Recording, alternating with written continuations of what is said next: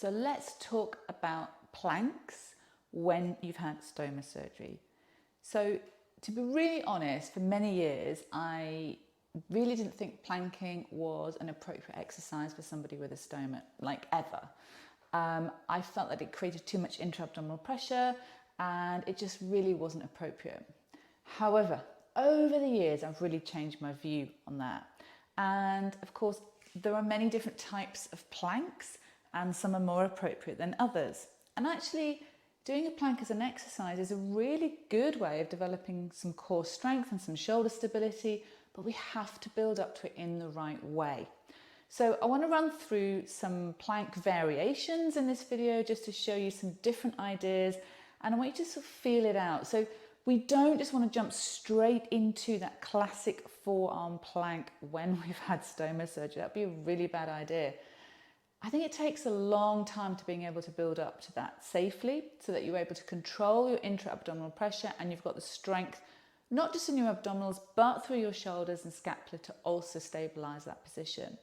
So I'm going to show you some really sort of nice, simple progressions and regressions, and just I want you to have a play around with them and see what feels right for you. So the first thing we need to do before we even get into a plank is come into a box. When we get into this box position, we need to be able to feel that we can draw these abdominal muscles in and just get a little bit of control and hold this position right here.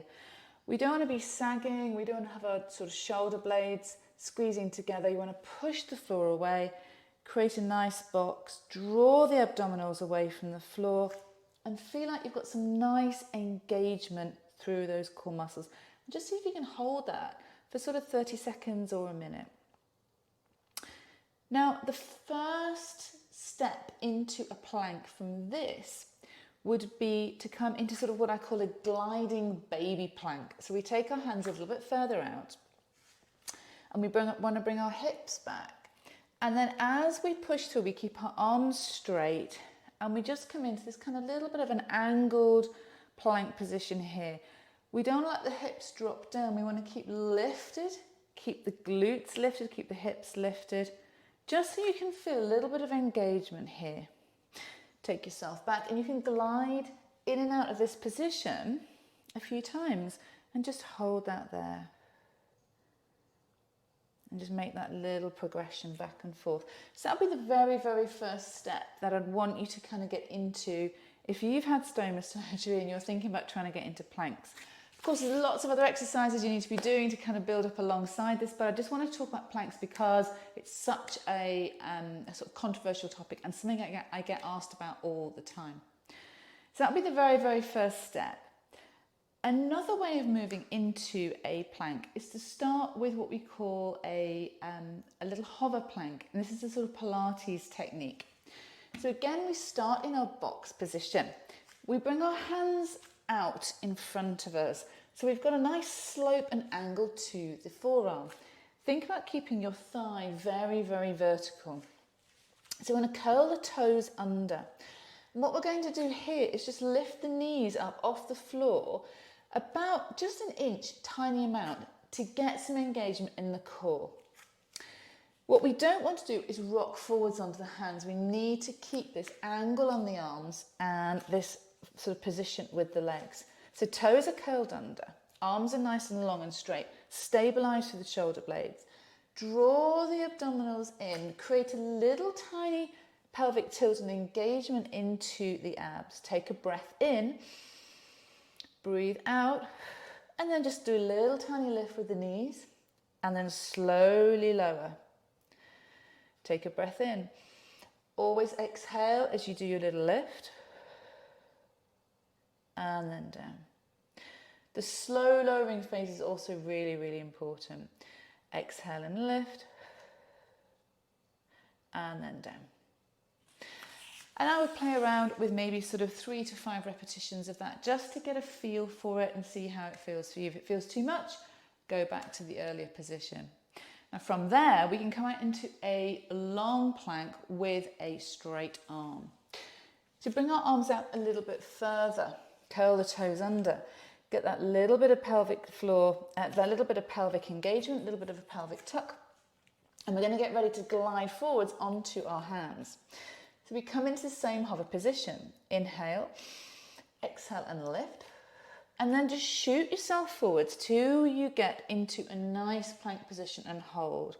We want to just bring the hips up so you're not overloading the abdominals. Push through the hands nice and strong.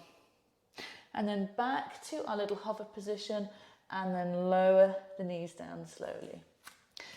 So that is the way that I progress planks. The last position I come to with my clients is getting onto the elbows.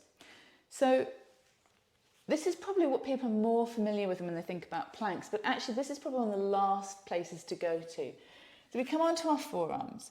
I always start with my bottom in the air. Then we're going to reach back with one leg, take the second leg back, but leave our bottom in the air, and then gently lower the hips till you feel you've just got an engagement through the core, but you're not overloading.